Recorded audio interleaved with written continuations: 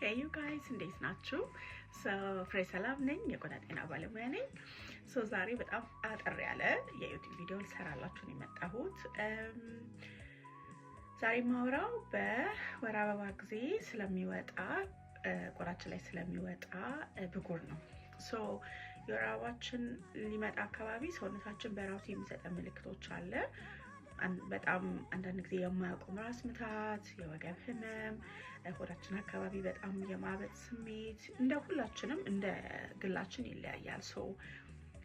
ስፔሲፊካሊ ለኔ በተለይ ደግሞ አሁን እድሜ እየጨመረ በመጣ ቁጥር በጣም ይሄ የማያቆም 3-4 ቀን የማያቆም ራስ ምታት አለኝ። ድካም ይለኛል፣ በጣም በሳጫለው ምናምን። እንደዚህ ሆኖ ሰውነታችን ምልክት ይሰጠናል። ኦኬ የሆነ ነገር የሆነ ነው ሰውነታችን ውስጥ ቴክ የሆነ ብሬክ ውሰጂ፣ ተቀመጪ ምናምን ነገር ይለናል አይደለ? ልክ እንደዛው ቆዳችንም ምልክት ይሰጠናል። ብጉር ያወጣብናል፣ በጣም የሚያም ብጉር ማለት ነው። አብዛኛውን ጊዜ አፋችን አካባቢ ይወጣል፣ አፍንጫችን ላይ በቃ የሚታይ ቦታ አንድ ሆኖ ግን ደግሞ በጣም የሚያም በጣም የሚያብጥ ይወጣልና እሱን እንዴት ነው የምንከላከለው ወይ ደግሞ ቶሎ እንዲጠፋ የምናደርገው?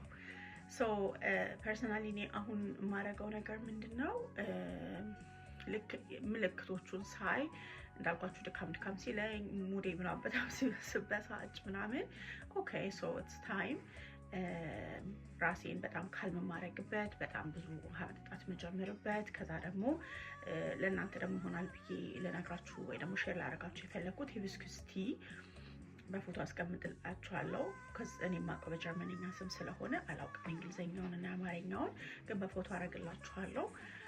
እሱን ሻይ ማታ ማታ ብትጠጡት ሆርሞናችሁን ባላንስ ያደርገዋል። ቢካዝ በወር አበባ ተከትሎ የሚመጣ ብጉር ምንም እንትን አይደለም። ይሄ ትልቅ የሚያሳስባችሁ ምን ላድርግለት የምትሉት ነገር አለ። ምጅስ ታልግ በሆርሞን ምክንያት ብዙ ታልግ ማስወጣት ይፈልግና የሆነ ቦታ ይፈልጋል ቆዳችን።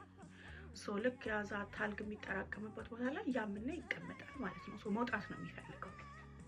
ምንድነው የማደርገው እንዳልኳችሁ ሻይ ጠጣለሁ። ማታ ማታ ሂቢስኩስ ሻይ ጠጣለሁ። እሱ ሆርሞኒን ባላንስ ያደርግልኝና 3-4-5 ሆኖ የሚወጣ ከሆነ 1 ወይ 2 ብቻ ይወጣል። ግን አብዛኛውን ጊዜ 1 ብቻ ነው የሚወጣብኝ ሆነስትሊ። ላስት ዊክ ለምሳሌ የወጣብኝ አይኔ ላይ ነበረ እና በጣም አብጦ ነበር፣ ያም ነበረ። አይኔ ላይ ደግሞ ኢማጂን ላይክ ማከክ እንኳን አትችሉ ምናምን ኢትስ ጉድ ላይክ እንኳንም ማከክ አልቻልኩኝ። ብጉር ሲወጣ መጀመሪያ ማድረግ ያለባችሁ ነገር እጃችሁን ከብጉሩ በጣም ማራቅ ነው።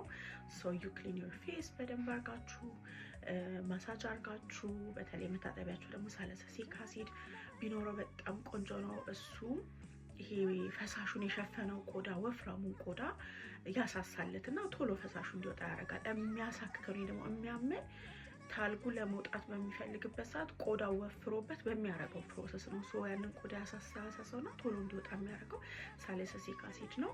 ሳሊሲሊክ አሲድ ያለባቸው ደግሞ ፓቾች አሉ ላይ የሚለጠፉ አሉ። እሱንም በፎቶ አስቀምጥላችኋለሁ። እሱን አርጋችሁበት ብትተኙ ከ2 ቀን በኋላ ከስም ብላ ይሄ በጣም ያበጠው የሚያማው ኢንፍሌም የሆነው በጣም የቀላው ነገር ታገኙታላችሁ። በጣም ግን ለኔ ደግሞ የሚረዳኝ ከሲረሞች ሁሉ ቫይታሚን ሲ ነው።